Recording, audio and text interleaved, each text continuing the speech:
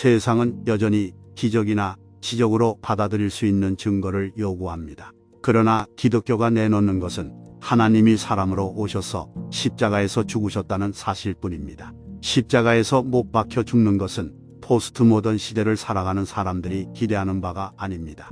하나님이 다른 종류의 기적을 행하시거나 증거를 제시하신다면 세상이 그 이야기를 들을지도 모르겠습니다.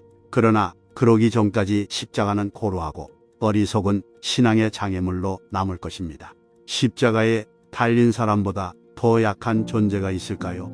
그는 모든 위험에 완전히 노출된 상태입니다. 벌거벗었기 때문입니다. 비바람을 그대로 맞을 뿐만 아니라 벌거벗었다는 수치스러움에도 노출되어 있습니다. 또한 그가 가장 약한 모습으로 십자가에 달려있는 것을 모든 사람이 봅니다. 게다가 십자가는 신체적으로도 사람을 연약하게 만듭니다. 십자가에 매달려 있을수록 사람은 약해집니다. 맥박과 숨이 점점 약해지면서 숨을 거두게 됩니다. 피할 수 없는 마지막이 다가오는 것을 알면서도 어찌할 도리가 없습니다. 십자가에 달린 사람은 가장 약한 존재입니다. 그는 희생물입니다. 승리자가 될 수 없습니다. 십자가에 달린 사람은 연약하다는 사실 때문에 그토록 많은 사람이 예수 그리스도를 거부한 것일지도 모릅니다. 아마 그들도 그리스도의 가르침을 들었을 것입니다. 예수님의 일대기가 성경 어디엔가 있다는 사실도 알 것입니다. 심지어 예수님이 십자가에서 죽었다는 사실도 알지 모릅니다. 그러나 그들에게 이러한 사실들은 별 의미가 없습니다.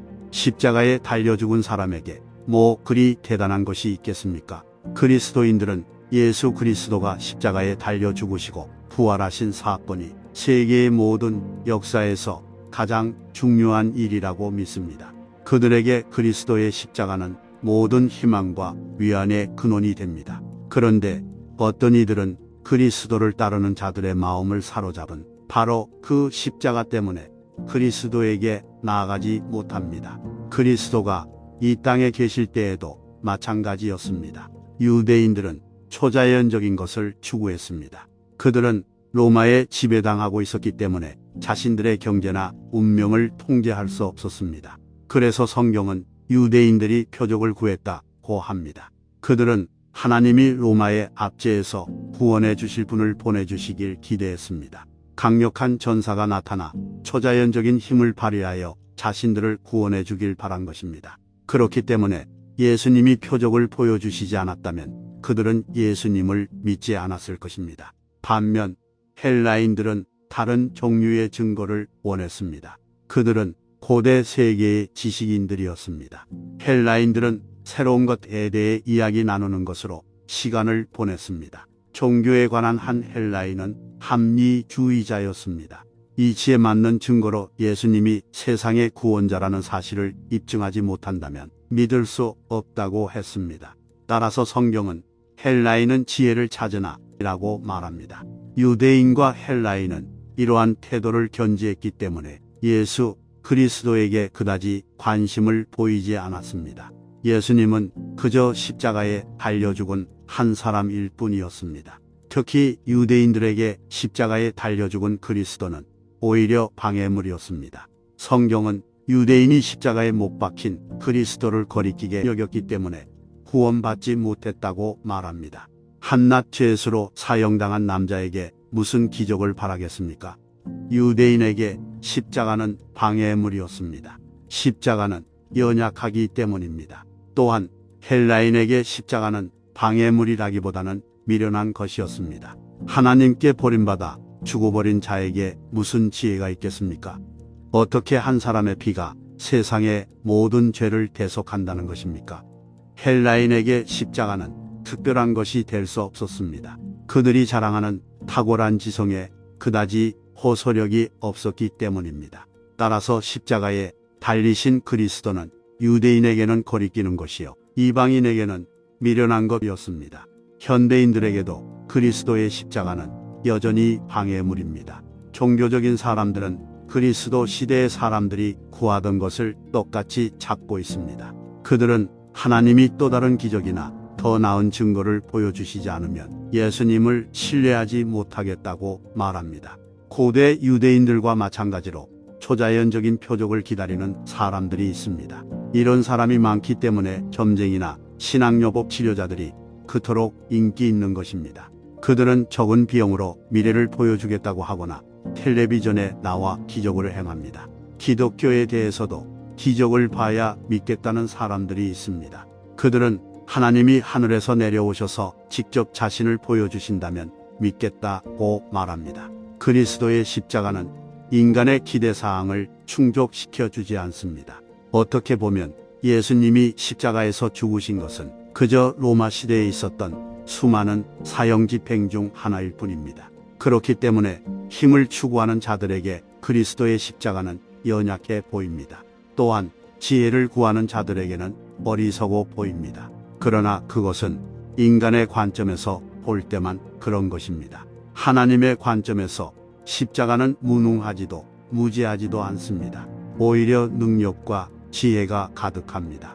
사랑에서는 말보다 행동이 우선입니다. 한 남자가 한 여자에게 사랑을 고백한다고 합시다. 그 여자는 사랑을 어떻게 확신할 수 있을까요? 남자가 사랑을 직접 보여주면 알 수 있을 것입니다.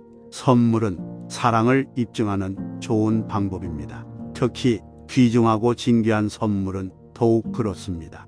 값비싼 선물도 그럴 것입니다. 또는 여자가 늘 필요로 하거나 원하던 것이 가장 좋은 선물일 수도 있습니다. 하나님이 예수님을 보내셔서 십자가에 죽게 하신 것이 바로 그런 선물이었습니다.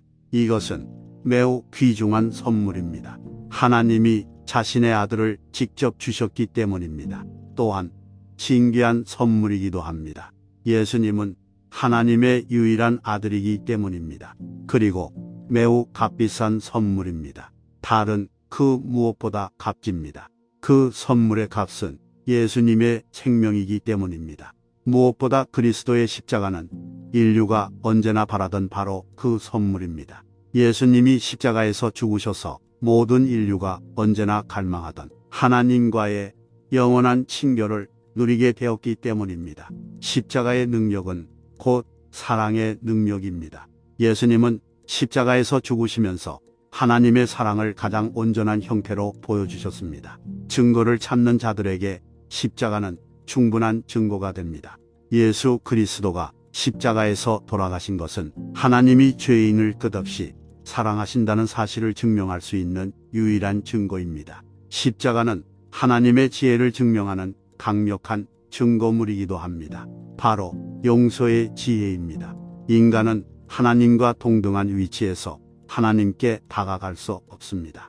우리는 어마어마한 부채를 아는 채로 하나님께 나아갈 수밖에 없는 것입니다.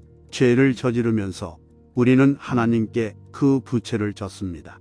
우리가 한 거짓말, 우리가 내뱉은 저주의 말, 우리가 초래한 상처, 우리가 드리지 않은 예배, 이 모두가 어마어마한 죄의 부채가 됩니다. 어떻게 이 엄청난 빚을 해결할 수 있을까요? 여기에서 하나님의 지혜가 개입하게 됩니다. 하나님은 영원한 시간이 소요될 정도로 치밀한 할부 제도를 만들어내셔서 죄인에게 그 죄값을 어떻게든 받아내려 하지 않으셨습니다. 반대로 그 영원한 부채를 십자가에서 단번에 해결하셨습니다. 자신의 아들을 희생 제물로 드려 죄의 대가로 삼으신 것입니다. 예수님은 십자가에 달리시면서 모든 죄의 대가를 하나도 빠짐없이 치르셨습니다. 예수님이 십자가에 달려 돌아가셨기 때문에 하나님은 자기 백성의 모든 죄를 한 번에 사하실 수 있었습니다. 십자가에는 엄청난 지혜가 있습니다. 십자가의 능력은 제한이 없습니다. 십자가의 지혜와 능력은 죄를 용서하는 지혜와 능력입니다. 기적을 찾는 자들에게 십자가는 충분한 기적이 됩니다. 예수 그리스도가 십자가에 달려 돌아가시면서 값없이 완전한 용서가 이루어졌기 때문입니다. 여러분은 그리스도의 십자가를 무엇이라고 생각하십니까? 십자가는 지혜롭습니까? 어리석습니까? 십자가는 강합니까? 약합니까? 우리는 반드시 이 질문에 대답해야 합니다. 십자가는 이것 아니면 저것입니다. 둘 다일 수는 없습니다. 그리스도의 십자가가 구원을 이루는 하나님의 능력이라면 십자가는 가장 강하고 지혜로운 것입니다. 그러나 십자가에 구원의 능력이 없다면 현대인의 삶과 전혀 관련 없는 것일 뿐입니다. 그렇다면 같은 질문을 다시 던져야 할 것입니다. 여러분은 그리스도의 십자가를 무엇이라고 생각하십니까? 안타깝게도 십자가를 전혀 이해하지 못하는 사람들이 분명히 있습니다. 그들은 앞으로도 절대 십자가를 이해하지 못할 것입니다. 심판 날까지도 예수 그리스도가 십자가에 달려 돌아가신 것은 미련한 짓이었다고 생각할 것입니다. 십자가의 의미는 십자가로 구원받은 자들에게만 통합니다.